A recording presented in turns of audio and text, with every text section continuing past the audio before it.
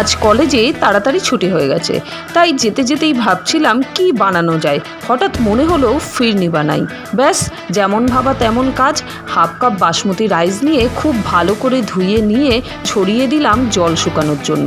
ঘণ্টাখানেক পরে কি সুন্দর ঝুরঝুরে চাল হয়ে গেছে। দুধ গরম বসিয়ে দিয়ে এবার চালগুলো মিক্সিতে নিয়ে খুব মিহি করে, কিন্তু গুঁড়ো অবশ্যই করব না, একটু হালকা দানাদার রেখেই গুঁড়ো করতে করতেই দেখি কি সুন্দর দুধ ফুলে উঠেছে। এবার চালের মধ্যে কিছু কেশর নিয়ে অল্প দুধ দিয়ে ভিজিয়ে রাখলাম। দুধ ভালো করে ফুটে গেলে এবার দিয়ে দেবো ভেজানো চাল আর কেশরটা।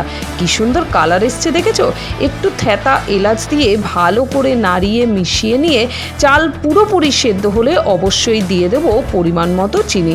মাটির সরায় রাখলেই ভালো, তবে আমার কাছে ছিল না বলে আমি কাচের বাটিতে ঠান্ডা করে ফ্রিজে ঢোকালাম। ঠান্ডা ঠান্ডা পুরো আইসক্রিম। সাবস্ক্রাইব।